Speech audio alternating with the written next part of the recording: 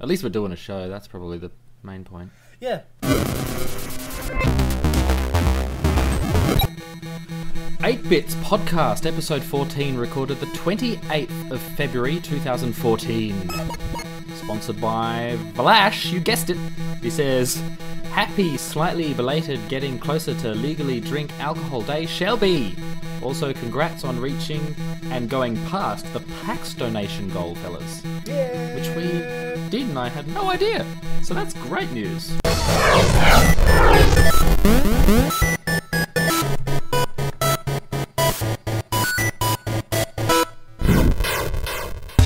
Hello, and welcome to the 8-Bits Podcast. We are just Tilty. having moments of horror.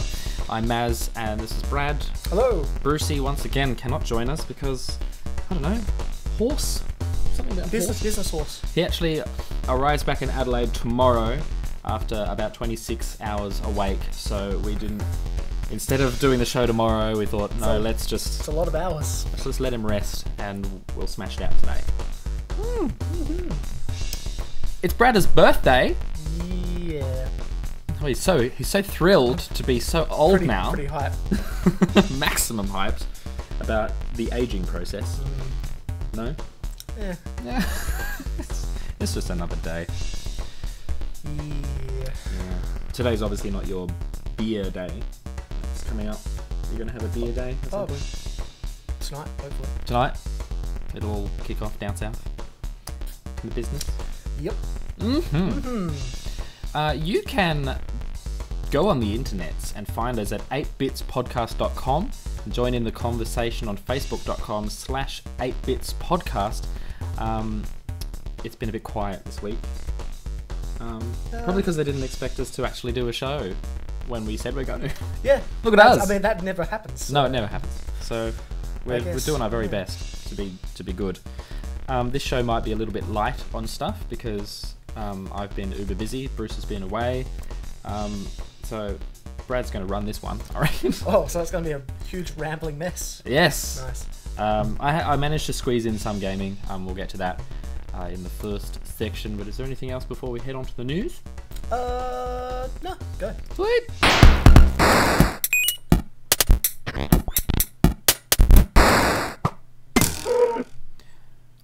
Gaming news for this last couple of weeks. Have you got anything, or do you just want me to run this? I do actually have things, but Sweet. we can split this up. Alright, well, I'm going to hit the things we've already talked about first. Just so, updates. Really. Updates. So, first thing is, Microsoft totally made everyone look like a big chump with their denying the Titanfall bundle and price cuts. Oh. Because everyone's getting the Titanfall bundle now, and the UK are getting price cuts. So, I don't What are they doing? Were they the... Maybe they listen to our podcast and we're like, fucking Titanfall bundle, please. And they're like, oh, God. Yeah. That internet's... that must be it. Yep. Maybe it's like... yeah. Xbox seems a little bit like Twitch plays Pokemon to me now. Like if enough people say the right thing... Weird religions popping up. yeah. Xbox will do what we want. We just have to be loud enough. Maybe, but the UK definitely needed a price cut. Mm-hmm. It was the equivalent of like $660 something. Wow, you can buy big TVs for that now. I know. No. You totally can. Other updates. The Nintendo Wi-Fi connection. Oh yeah, go. Is being terminated on May 20th. Yeah, of this, I heard this. this month. 10 days before the Mario Kart 8 release. So a lot of DS and Wii titles that have online capabilities won't anymore. Which is crazy because Mario Kart still has thousands of people playing it. I assume everyone's going to jump a ship. At I was looking at it and thinking, what does this affect? Oh shit, Mario Kart totally does. All those cheating trolls on Mario Kart. They will still have a fully functional DSi shop, DS and DSi web browser, the Wii shop and Wii internet channel, YouTube and Hulu.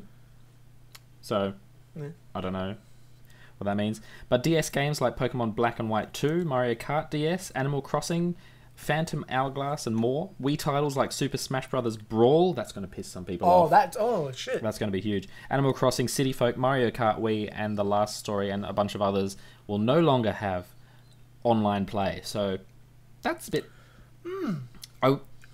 Surely they'd be setting some kind of update up to transfer them, because they're shifting their focus to the new Nintendo Network, which is really sexy and linked and cool. It's their all together Yeah. business, isn't it? Ready for the expected boost in traffic for MK8 and Smash Brothers. Yeah. But do you think they'll push the old stuff to the new service, or do they just go on clean slate? What have Nintendo got a Yeah, a precedent of doing? yeah. No backwards compatibility. No, that was an actual question. Oh. Well, they've only just had the online stuff since the Wii, so it's fairly fresh, and obviously their online service was pretty dodgy compared to the PlayStation and Xbox. So now the Nintendo Network's making that a lot better. I'm hoping that they'll just update the old games with a little... I mean, the Wii's online, the 3DS is online. But who knows? Maybe they'll just be like, fucking buy the new one, guys. That might be...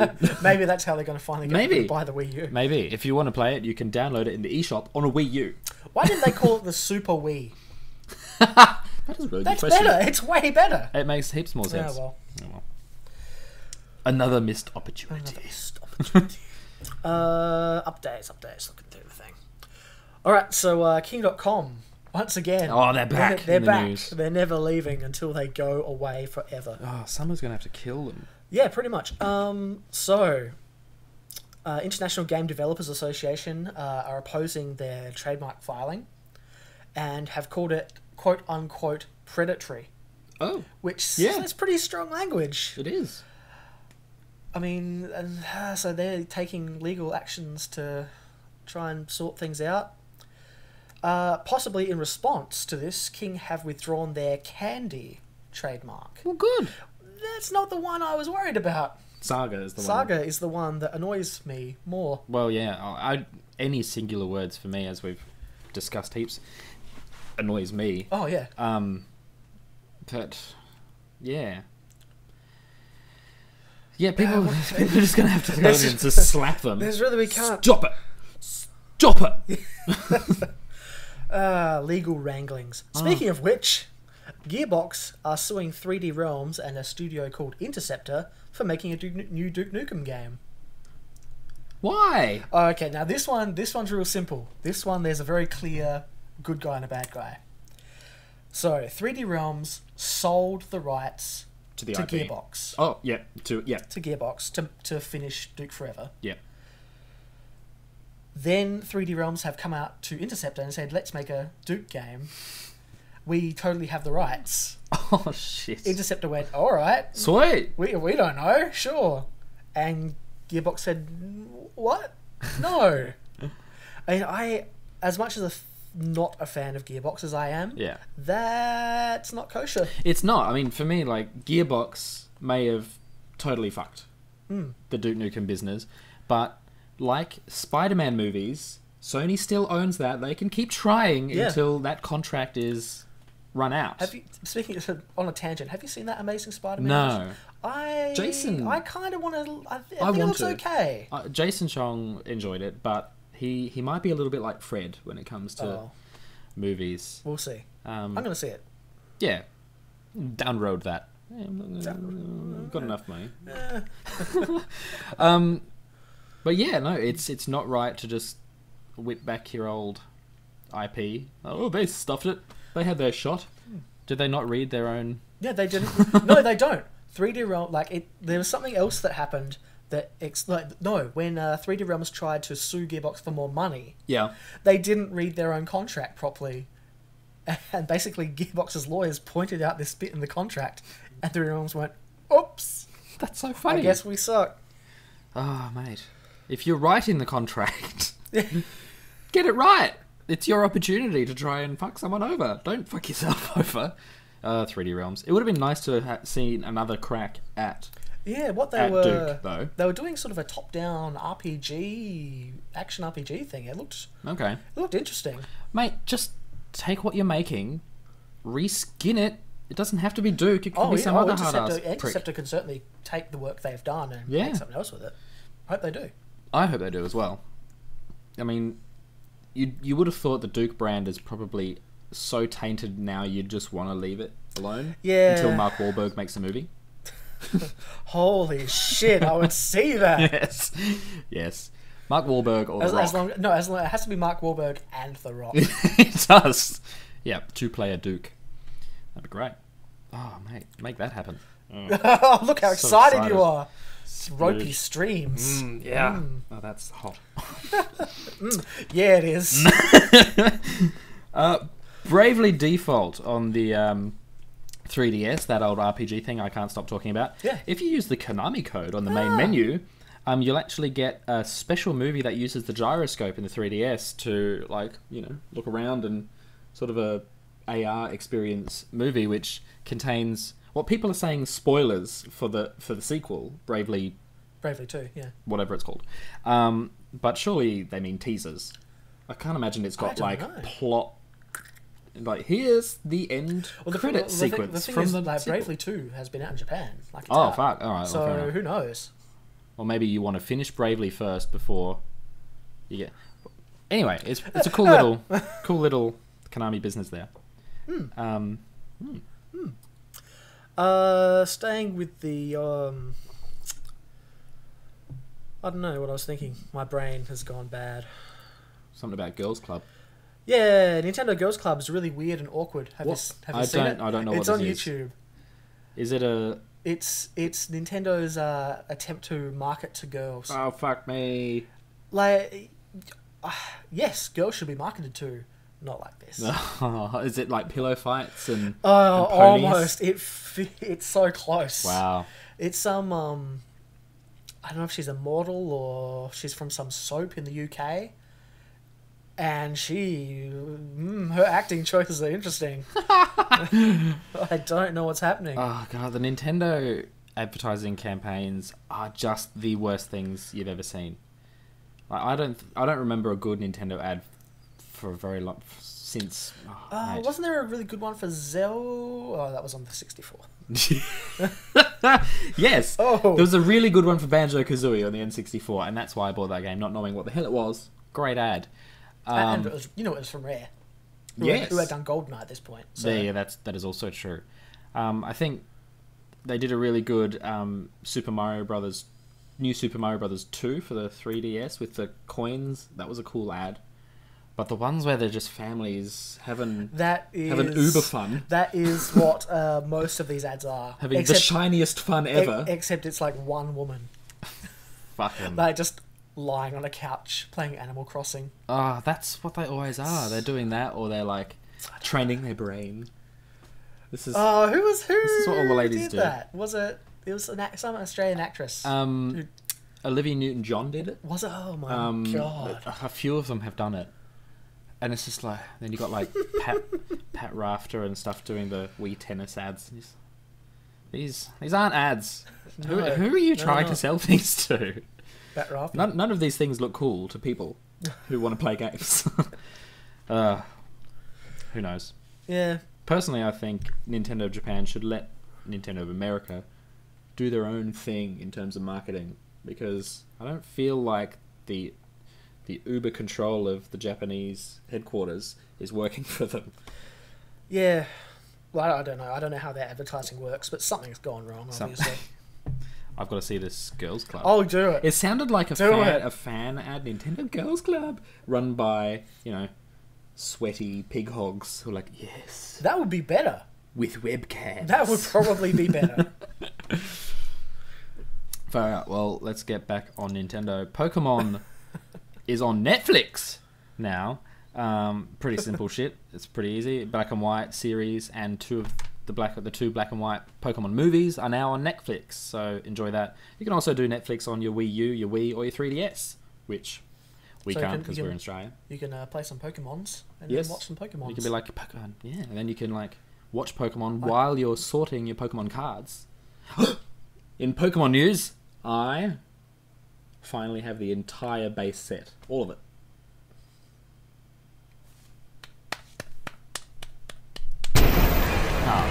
That's not what you want. There's got to be an applause thing at some point. And staying on Pokemon, you can get Pokemon for free. Pokemon X and Y. How? What? If people who buy a 3DS, 3DS XL or a 2DS in the month of May and register it and one game of one of these 6 games, Animal Crossing, New Leaf, Donkey Kong Country Returns 3D, Lego City Undercover, Mario Kart 7, stop it, Super Mario 3D Land or Yoshi's New Island, get Pokemon X or Y for freeze. So that's basically... That's okay. Yeah. I know there's Target in the US are doing a cheapy cheap thing on 3DSs at the moment, so it might be time to go in there. All through the month of March, so if just keep an eye out for them going on sale or on special. Get one of the kits that come with like Mario Kart or Sure, 3DS 3D World. Up your levels. Yes, no. No, you're right. Okay, good. I thought I'd better say it before it all goes wrong. Welcome to 3DS sliding down the mixed board. So you know, if you are waiting on more things for the 3DS, maybe get either Mario Kart or 3D Land. Get your Pokemon for free, and then that leaves you open to get Bravely Default if you're an RPG dude. Yeah, good times. Bad times though. Oh no. Let me see. Just want to point out we're so much better at segues than the Dead Workers Party. Oh, nice. It's good we actually do them. Wonderful. And now we've ruined it. Yeah. But that's fine. So bad news for Sony Santa Monica. They've laid off a whole bunch of people. This is the part of Sony that makes like God of War and those games. So layoffs, that's never good. No. Another sad thing is what they were working on a new IP, which is always exciting. Yeah. But that is now cancelled. Oh, for fuck. So, bad times there. Is that because someone who was laid off was the birth child of... Quite possibly. Yeah. Also, Irrational Games, the guys who make Bioshock, have wound down... Ken Levine, the head of Irrational, has wound down the company to 15 employees from over 2,000. 15? Yeah, from over 200. What? Well, that's pretty intense. He says he's going to try and make... mobile apps. Well, not mobile apps. Well, maybe mobile apps. But smaller, like, indie game. He's basically turning it into an indie game studio. Okay. I don't know if he's keeping the name, but we'll see. I mean, the thing is, I don't think Bioshock Infinite did as well as they hoped it would. Fair enough. And from what I hear, there was a bit of turmoil during the development process. Right. And they have really long development processes as well. Well, they didn't, like, that was half the problem. And they're expensive games to make, so you can understand how... Well, yeah, that's the thing. They kept scrapping ideas and bringing new people onto the team. Right. And this drew out the development cycle to about 5.5 years. Yeah, fuck. And they're paying, the 200-odd people team for 5 years working on this thing. Yeah. And basically they had to just... Like, Ken Levine said they didn't even want to make it a Bioshock game. Yeah. But because he was spending all this money, he had to... let the suits, let the marketing people... Apparently the marketing people chose the cover. Okay. It's like, well, we spent all this money, we have to let them do something. Right. Yeah. So that could go either way. Yeah, I mean, it's sad that... It's super sad that all those people lost their jobs. Yeah, that's true. But, they'll probably all create other little... mini groups and create more like other companies. One of the great good things that came out of this was a whole bunch of other companies like opened their doors and said, we want the rational people. Yeah, we want them here. Yeah. Also, like, to have more smaller indie type dev teams means we're probably likely to see far more interesting titles coming out and faster as well, which is kind of good. I have to agree. Yeah. And, new IPs can grow into these big budget things later, but just that so many people working on one thing, you can imagine it must be a clusterfuck in there without proper direction. So, pros and cons. Yeah. As long as the good ones picked up jobs elsewhere. Yeah. That's all that really matters. Exactly. I hope they all did. I have no more news. You not got any more? No. What have I got left? So Metal Gear Solid 5 Ground Zeroes, the preview for Phantom Pain, has had a price drop. Okay. So that's good. think it's $40 now across all platforms, which is alright. Let me just... Sorry, can you scroll back up? Oh yes, I can. And in Take My Money news, Hanakai Studios are releasing something called Prodigy, and it's pretty much a fantasy tactical RPG version of Disney Infinite. Oh shit! Okay. So you have figures, you have a game. Oh no! You've got this pad that looks like an 8x2 grid, or a 4x2 grid or something. It's where your figures go to make your party. Yeah. Oh my god. That's a fucking bad time for me. You are lost. That's a ruin.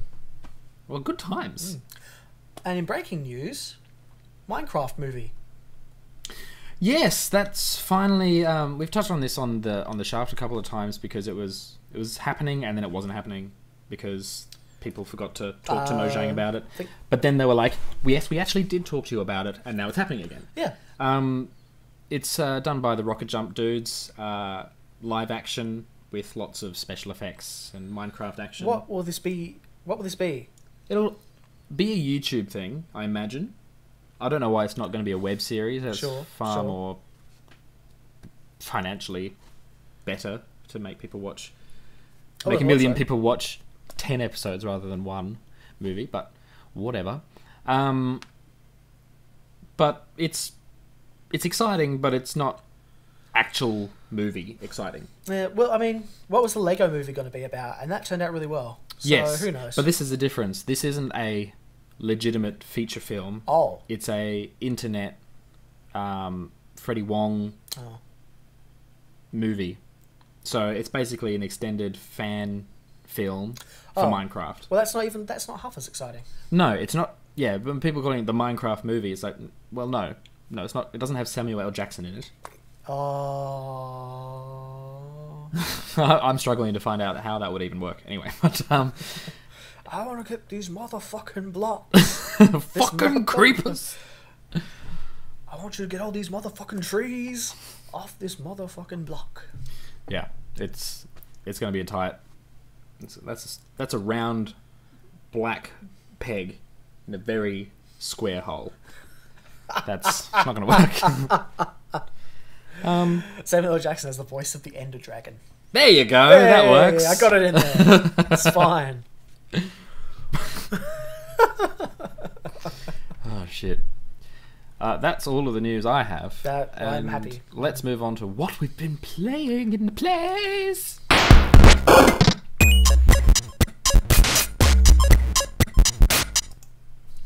Yes, we've been playing games. I haven't been playing heaps. But you've been super busy. I've been super busy. It's like crazy. But I managed to grab a copy of Donkey Kong Country Tropical Freeze. Oh. Which is really difficult to say. And squeeze out a few levels of that just so I had something relevant to talk about. Let's push the button so we can all see it. Yay. It is, firstly, a lovely looking game. Yes, it is exactly the same as Donkey Kong Country Returns on the Wii, just looks better, and I'm cool with that because the gameplay is...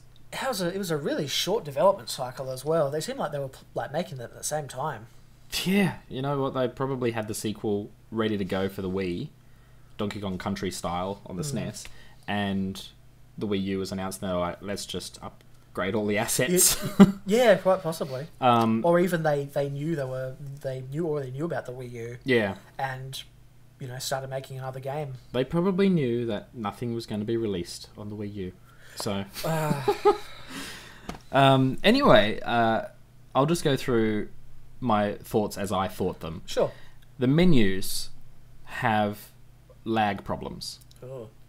Which is baffling because how beautiful and rich the levels are with no lack of, no frame drops or anything.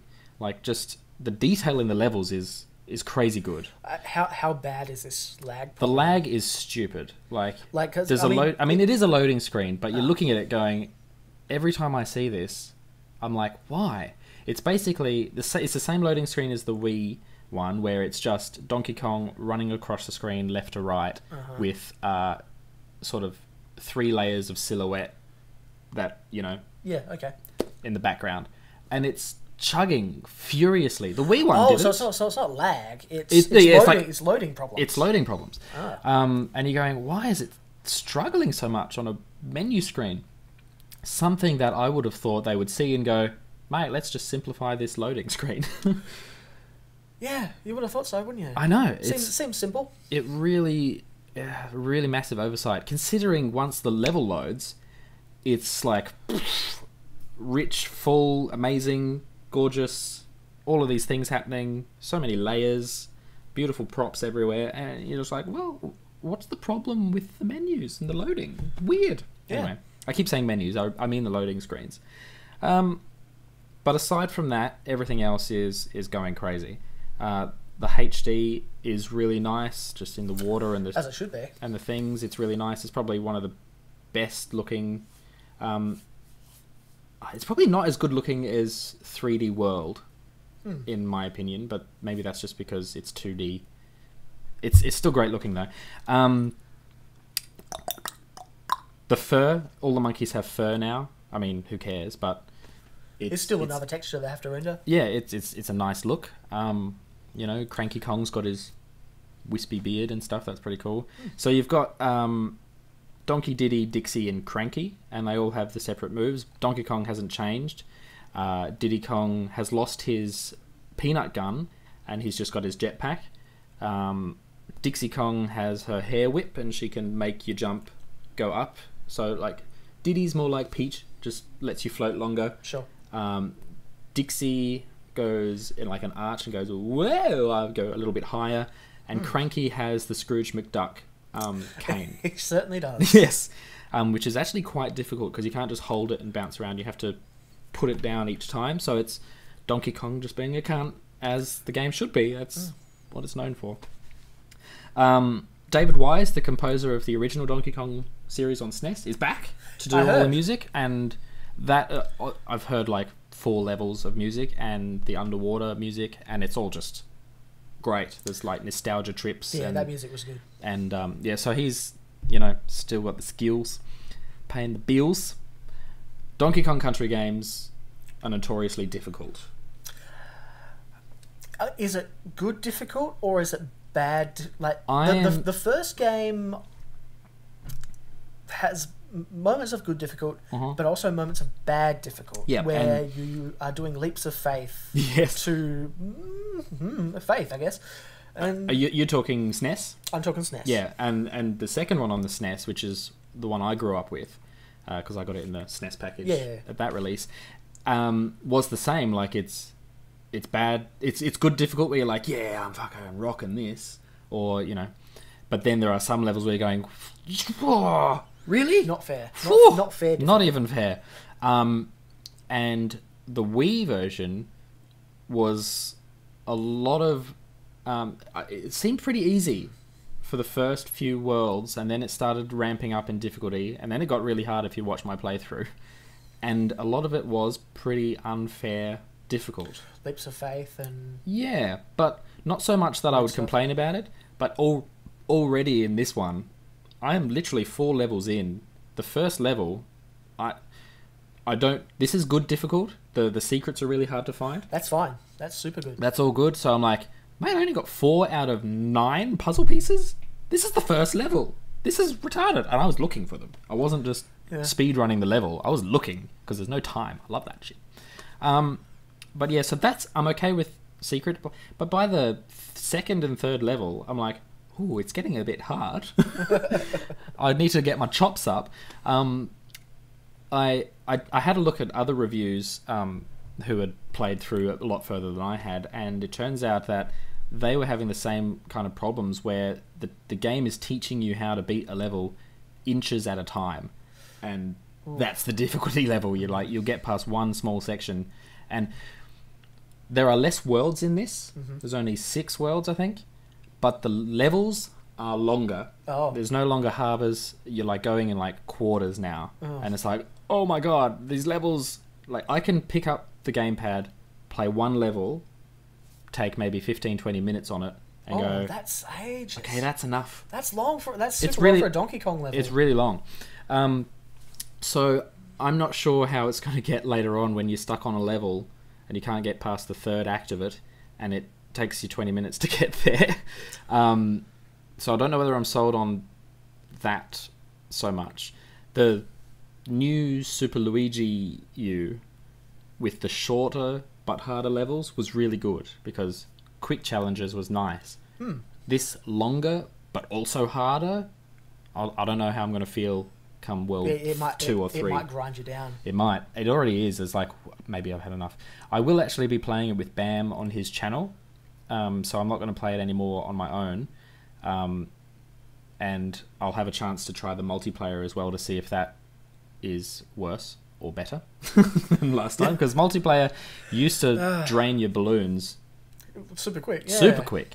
So we'll see how that pans out. But for now, I'm a bit like, great game. If you love a challenge in your platformers, I think that's been something that's been missing for a long time, especially with the Marios. It's like, yeah, cruisy, cruise. This one, right from the beginning, the the difficulty curve is, it's like the intro movie, and then it's up. It's out of control. So if you like a good challenge in your platform, welcome to this.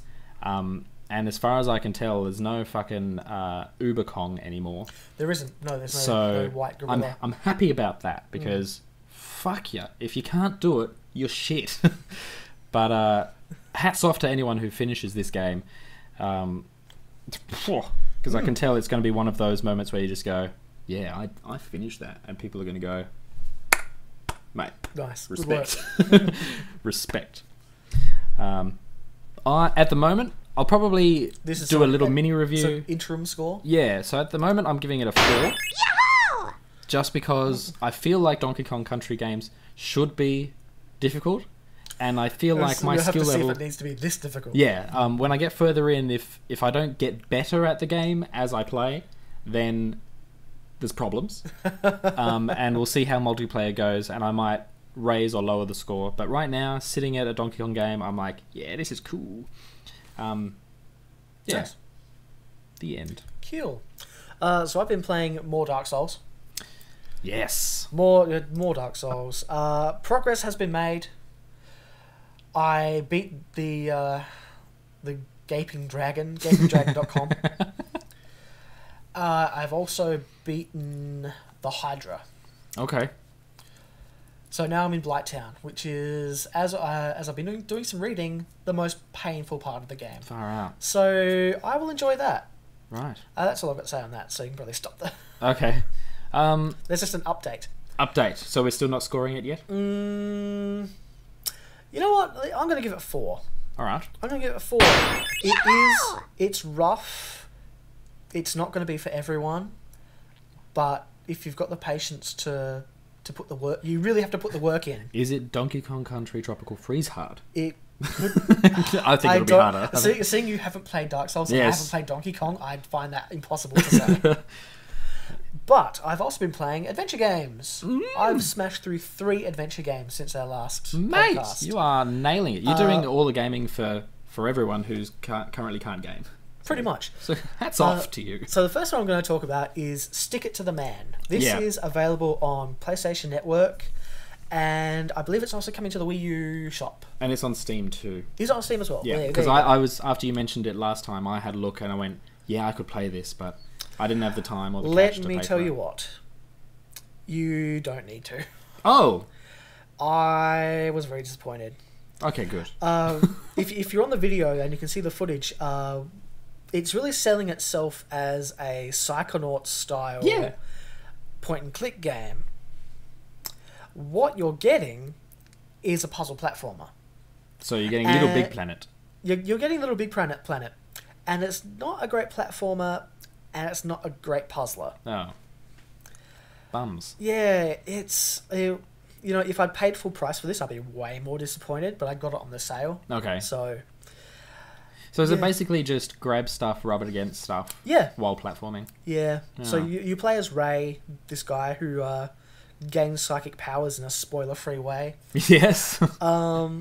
You gain the ability to read people's minds, and you also gain the ability to take various items or thoughts or concepts in the form of stickers. Okay. And that is your inventory. Right.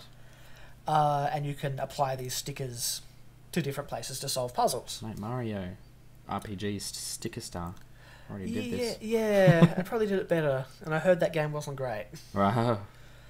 Yeah, you know, I would have forgiven it if it was funnier.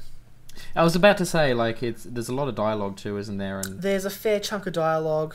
A bit like Broken Age, it relies on that. It's so trying to be a Tim Schafer game. Right. The last level had me laugh a couple of times, but yeah. But by then you were in a fevered state of this game sucks, and you're just like, I'm still playing it. What the fuck? You know, it doesn't suck, but it's so incredibly average. Yeah. That it leaves no aftertaste. There's nothing. It's not worth your time. Oh no. Well, I can scratch that off my wish list. You can. On Steam. Yeah. This is disappointing because it looked really interesting. It did. We were both pretty excited about it last episode. Stick it to the man, mate. Let's do that. I tell you what, playing good platformers like Rayman and the Puppeteer. Yeah. They really spoiled me for the platforming in this game because it's. Oh. Tell you what, Rayman sets a bar that people are going to struggle to meet. Yeah, I feel that's like. very true. Oof. So what are you going to give that? You know what? If we had a 2.5, I'd give it that. But we don't. And I don't. It's not so terrible that it deserves a 2 or a 1. So if we had a 2.5, I'd do that. So I'm giving it a 3. Yeah, exactly. It's meh. Meh. Yeah. Sweet. If I paid full price for it, it probably would have gotten a 2. Yeah. Yes. Fuck this game. Well, that's good. That saves me a lot of time and money. Yeah. Yeah, it does. Like it. What's happening now? Oh, let's go over to the hypes. It's the quickfire hype. Mate, I don't even know what's going on. I've been that busy, so it's all you tell me things. Do it? Yeah. Alright. Wolfenstein The New Order. Looks pretty good. Plus, if you pre-ordered it, you get a beta to the new Doom game. Oh, good lord. Doom, welcome back. Yep. Now, what do we know anything about that? It was going to be called Doom 4. It's not anymore, Reboots. and it looks like it's going to be a reboot. Sweet. Mate. And Wolfenstein New Order looks like a shooter, but it looks like a fun shooter. So we'll see how it goes. Speaking of fun shooters, The Order 1886 got a new trailer. Oh? Do we know what's going on yet? Not really. Damn. That's reminding me of something. It has interest. It looks like it has interesting QTEs. I might have talked about this before one day, but now we've seen it. Where instead of just being a QTE, it's kind of more like The Walking Dead, where you can move the camera and say, in the video, basically, your character has a fight with a guy, has them on the ground. You have the option of pushing the button on their face, which I assume hits them in the face. Yeah. Or you can turn the camera to the knife that the guy has. Oh. Which... Oh, cool. Stabs him in the throat. Interesting. So whether they do some more interesting things with that would be really... It's one to keep an eye on. That's actually reminded me of something that I am a little bit hyped about. Sadly, I don't know the name of it, but you might. From the makers of Left 4 Dead, they've got another 4-player multiplayer bloody Left 4 Dead game coming out. New characters. Looks like they're in some kind of space thing, and huge ass monsters. Oh, it's not the Tales from the Borderlands, is it? No, I don't think so. Okay. After the show, we'll have a Google and I'll proper hype it next episode. Fair enough. And of course I'm hyped for Dark Souls 2. Yes. They've been putting out some developer diaries on YouTube. Yeah, looks really interesting. It looks like more Dark Souls, which is pretty much what I want. Yeah. The chat room's just said GTA 5 will be released on PC in the following months of the console versions. I don't know what that means. So PC does that mean that's coming out soon? Because the console version was a long time. A while ago. Strange. GTA 5, does anybody still care about that? People saying Evolve should have watched the last episode. Yes. Evolve! That's the name Oh, not Walking Dead. You mean? Did I say you mean Left 4 4 Dead? I thought I said Left 4 Dead. Whoops. Maybe you did. Maybe I did. Maybe I misheard. Who cares? We're a couple of noobs. We don't have Bruce here to keep us in line. Yeah, true. It's his fault. It's all your fault, Bruce. Evolve. Evolve. Look good. Yeah, it does. Thanks, Vlash.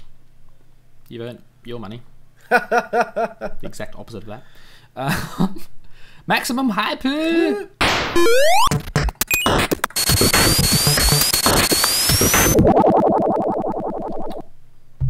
I'm maximum hyped about Evolve, but I don't have any video footage of it, so I'll do that next time.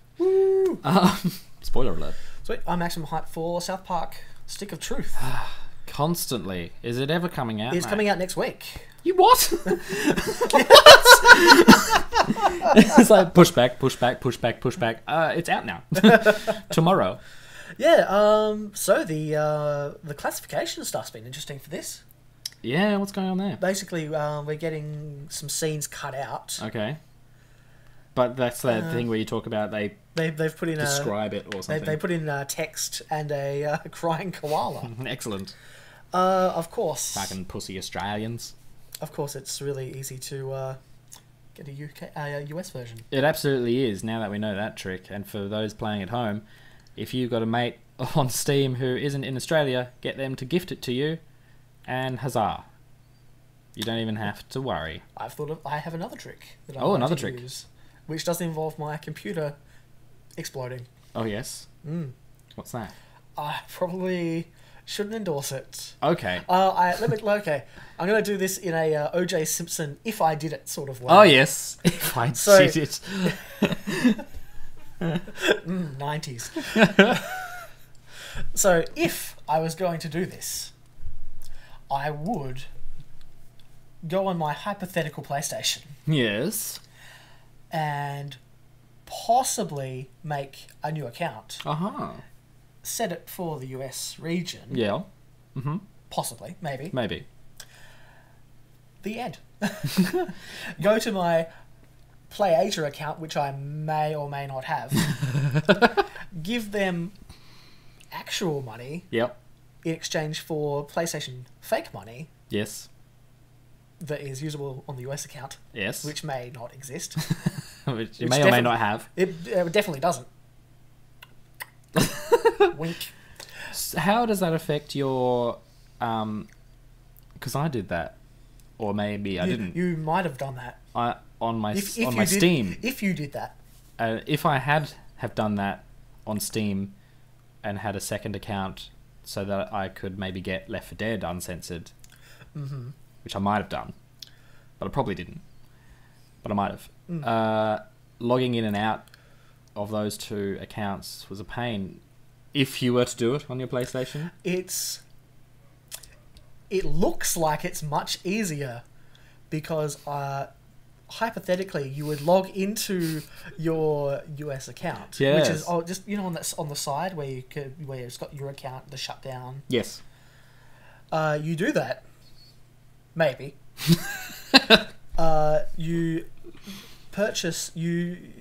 maybe purchase and maybe download the game. Then you might go back to your regular account, and because the game is on, or might be, on your hard drive, you can play it from there. Maybe. Possibly. That could be how it works. That's a possible thing that I don't endorse. Somebody should check that out, just to be safe. Excellent. So, Stick of Truth. It sounds like they've made the censored version fun, though. They have, at least so if you don't have an option. And do you know if they've cut out much? They've cut out... I know they've definitely cut out one 20-second scene in the Australian version. YouTube it, mate. According to... apparently some of the European and Middle Eastern versions have additional scenes cut out.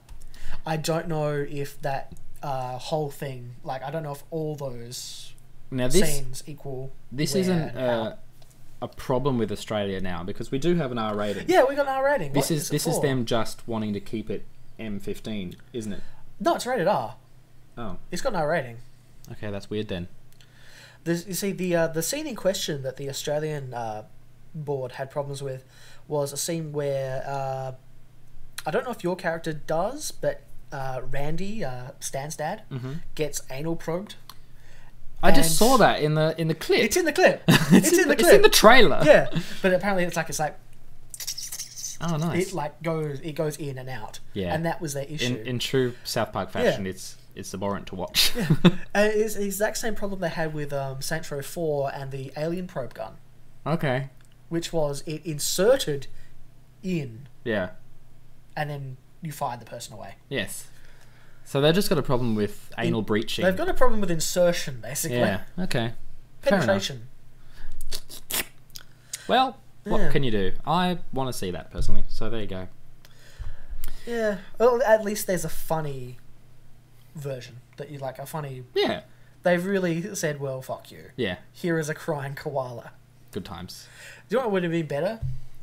If it cut to video of Matt and Trey reading like sort of like a Mr. Rogers sort of thing, and they read the scene like it's from a child's storybook. Yeah, by a fireplace. By a fireplace.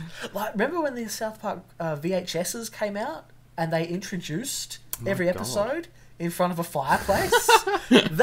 It should have been that. Damn it. Missed opportunities. Yeah, all over the place. And that's all we're hyped about. Which means... Yay. What happens now? Sandbags. Yeah, skip a few. 1, 2, skip a few, 99. We're finished!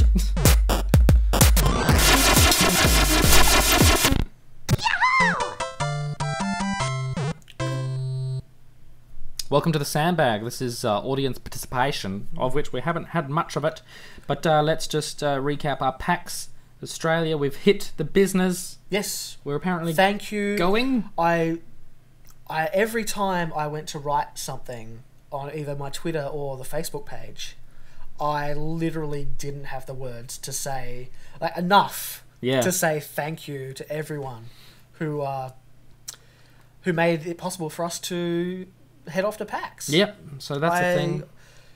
What does that bought? That's bought our tickets. That's bought our tickets. Well, that's wonderful news. That's our tickets. We're in. So we just got to get there. I don't know how Bruce is doing this, but is there still opportunity to help us out in order to offset our costs? Yes. So once we've got the ticket thing sorted, once Bruce is back and is taking care of the business, there will be a second fundraiser. Mm-hmm. This is a much less intense, a more low key one. It's one when the ticket one, that was something that needed to happen. We needed to raise that money, or it wasn't going to happen. This one is more, if you feel like putting a little bit in, that's fine. Like it's just to offset our travel and accommodation expenses. Yeah. It's low key. Yeah. The tickets was the main thing. We're going. Yeah. No matter what, and any help that you guys want to give us is greatly appreciated, and we'll totally acknowledge that. And you basically become kind of you're sponsoring and producing the show, making it happen. Yep. So you can go check all those details out. And we did have somewhere. Kickstarter style ideas. Yes. Maybe we'll put that together. I think we need to figure out what they... Because we had ideas, we just weren't sure where to slot things. Yeah. So we'll make things Bruce is back better for a few weeks, and my decks are clearing, so we'll get together and we'll sort out what we need to do for that.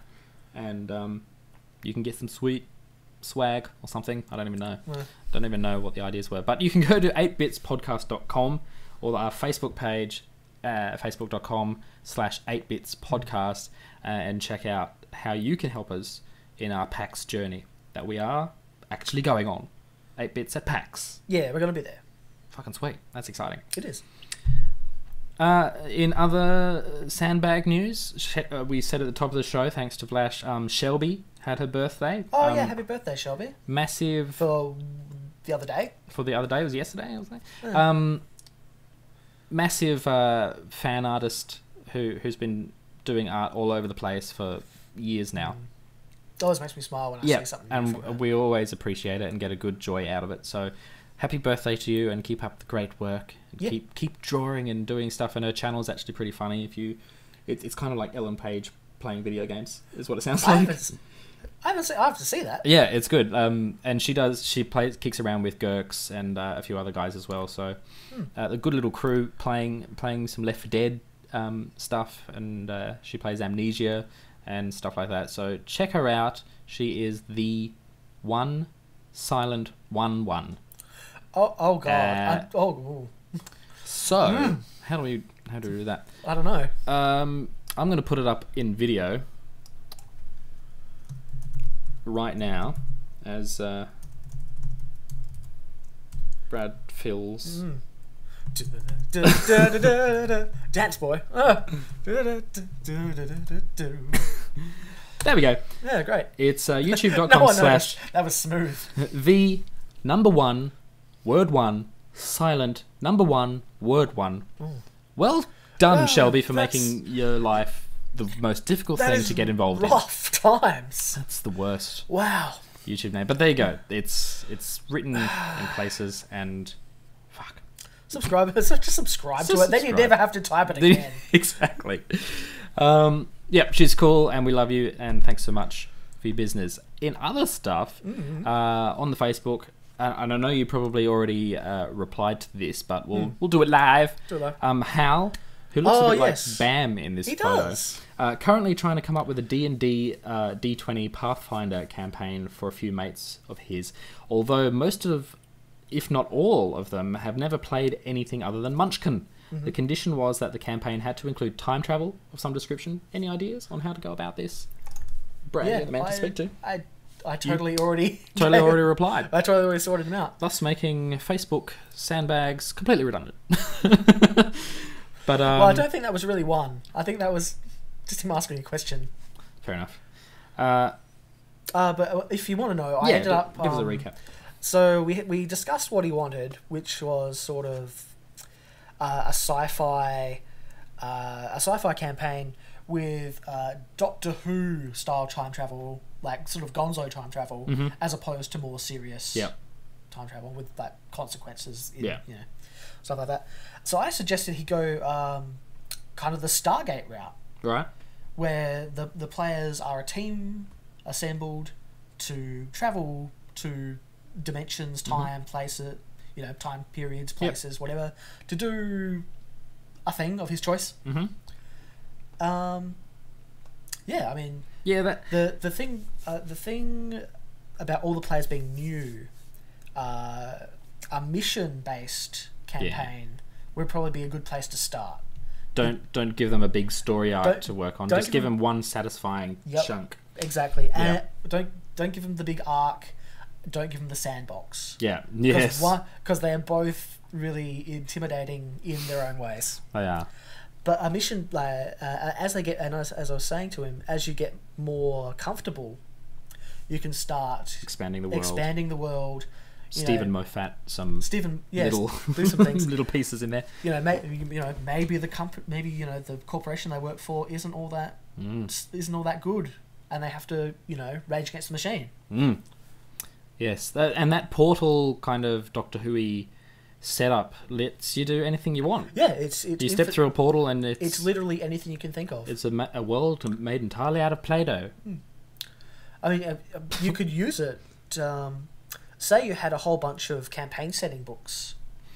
You could use that as a basis of the worlds that you might travel to. So maybe you go to Egypt, Pharaoh's Egypt. One day, maybe you go to an alien, like a Martian civilization, another one. Maybe you go to a fantasy world in one of them. It's just like Doctor Who. Like Doctor Who. Every episode's a different place and time, and that's good. There is also a Doctor Who, legit Doctor Who RPG thing. Yeah, we should try that out one day. We actually should. But like the new players, I was supposed to run that one. Every time I got excited about it and went into it, I got intimidated. Overwhelmed. I was like, I don't know if I'm going to do this properly. But yeah, start small and simple. Yeah. Exciting. Let us know how it goes. Stop banging the microphones. Yeah, sorry. Bruce isn't here, so someone's got to do it. It's usually giving a bit of leg action. I did put something on Facebook that I'd like to talk about. Yes. Just swiftly. I posted a link to the Last of Us making of documentary called Grounded. Yes, I saw that. If you've got the time and the interest, check that out. Because even if you're not a big fan of Last of Us, it's a really interesting look at how a game is made from start to finish. And they go into a fair amount of detail. Is it like a full hour-long documentary? Oh, it's an hour and a half. Yeah, sweet. So, yeah, I found it really interesting. Excellent. And on that note, it's time to wrap up our business. As always, you can follow us on the Twitters. I'm extremebeyond. Brad is _Bradadas. Oh, and thank you for everyone in the chat who said happy birthday. Yes, it is Brad's birthday. So get on the tweets. Bruce is Bruce Uncut, and he will be back. Maybe he's not back. I don't know. I don't know whether he'll be back for a little while. We'll figure it out. We're going to try and get him over Skype. He hasn't left, but he's not here. Yeah. We're going to try and get him over Skype one day, but it's every time we try to lock in a date, how about here? He's like, no. You're not helping anyone, Bruce. But we look forward to having him back soon. So that's the thing. Next episode, we might have good old Hot Josh, who's an avid Minecrafter and PlayStation 4 journo. So we'll get some PlayStation 4 goss if he's still keen to be on the show. And we're going to have some dead workers on at some point as well. But for now, it's just me and Brad. How do you enjoy that? We're still good. We're still good peeps. I'll ask the question and then answer it. Yeah, that's right. Good. That's how things should be. That's how I'll tell you what to think. You can find us on the website 8bitspodcast.com to check out the old episodes, and the show notes are up there too. Yep, and you can see all the videos of these. What is that noise? Oh, that's the noise that tells us to go away. Ain't nobody got time for that. Give you a hot tip. And facebook.com/8bitspodcast if you would like to ask any questions of us, and we'll try not to answer them until we do the live show, or we'll answer them again on the show too. Mate, I wasn't going to leave that. No. He asked for advice. He's going to get advice. Get an advice. So yeah, you can get direct contact with us there, and we'll get in touch with you. It's all good. Yeah. Thanks so much for getting us to PAX. Oh, everyone. Thank you. There's not enough thanks. There isn't. I don't have the ability to do enough thanks that I need to. Happy 26th birthday, Brad. What? Excellent. He's already started the time traveling. Let's do this time travel adventure. Back to Brad's 26th. A wild 30th. Okay. Thank you. Excellent. I will see you next time. See ya.